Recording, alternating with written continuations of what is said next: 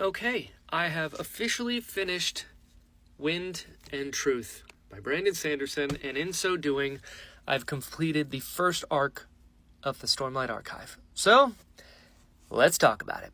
First things first, this book was relentless. It was so much happening, so much going on. It was very hard to keep track of sometimes because everything is just on fire, sometimes literally. But that said, I really liked it.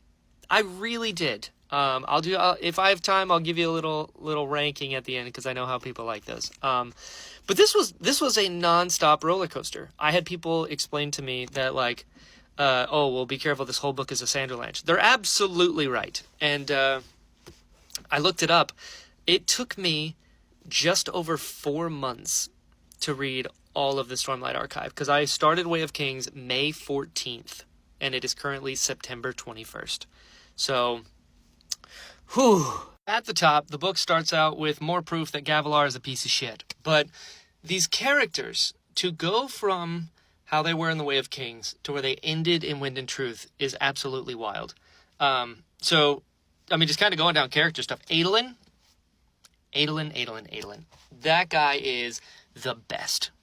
Some of his moments in this book, like him being reunited kind of with the Spren spirit of his horse, I thought was beautiful.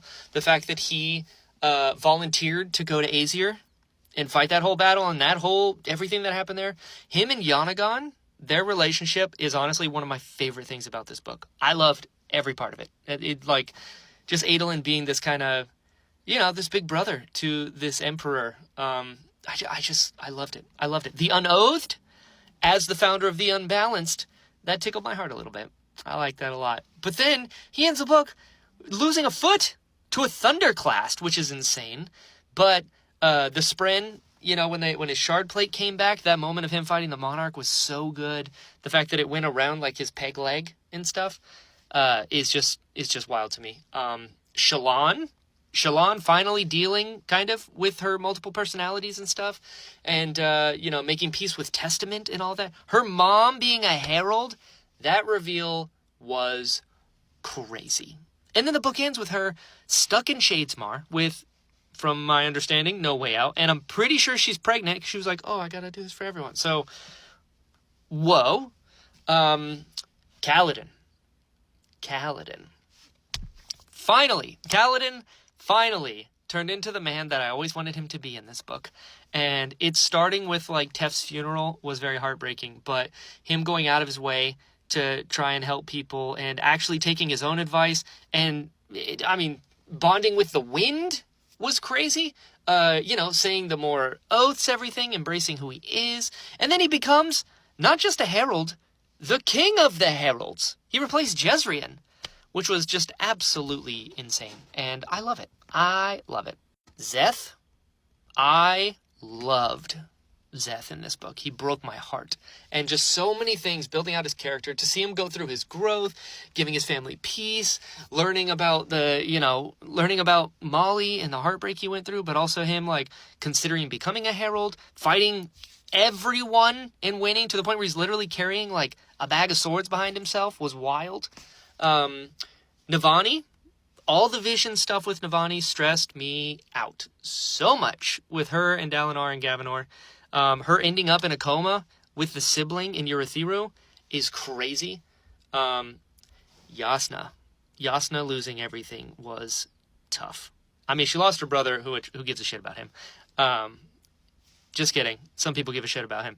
She lost her brother. Damn. She lost her dad. Who gives a shit about him? I always forget that he's her dad.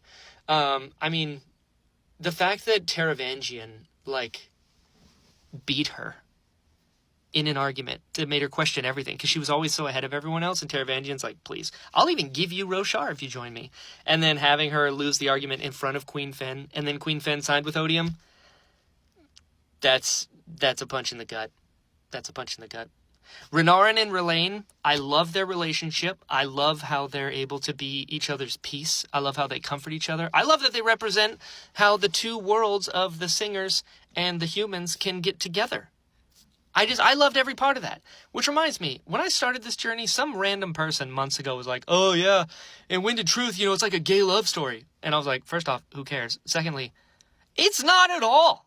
Like, there's such a small part of this overall epic insanity that is Wind and Truth. For people to latch onto that and to hate on that,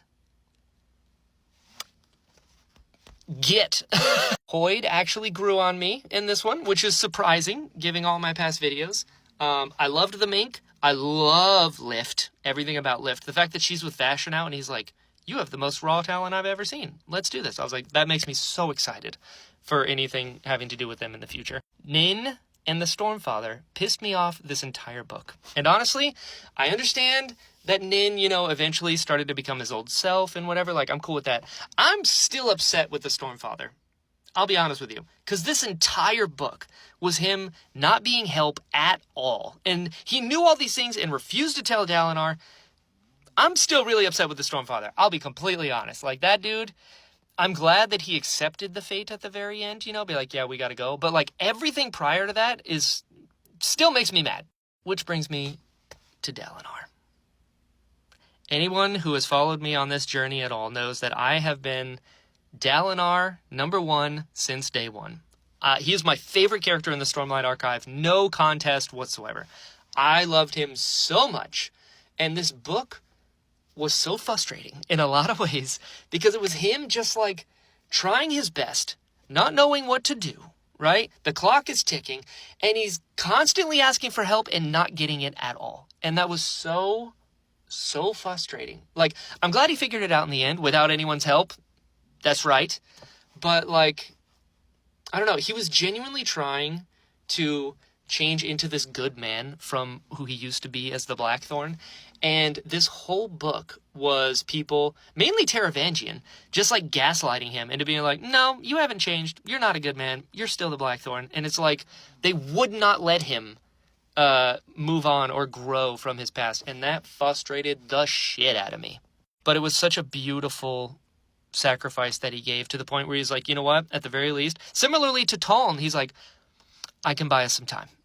And the fact that he saved Gavinor with his last moments, like, that one hurt. That one hurt. I'm not gonna lie. I love Dalinar so much, and that was rough. To the point where I did not believe the win when she was like, Dalinar Kholin said. I was like, what? No, he isn't. And then it sunk in, and that shit sucked. But going forward, I mean, I'm wondering what's going to happen with Moash. I'm wondering what's going to happen with the Greater Cosmere, because now they're like, oh shit, Odium got worse into Retribution, so now they have to pay attention because they just did not give a shit prior to this, which makes me even more mad. Anyway, beside the point.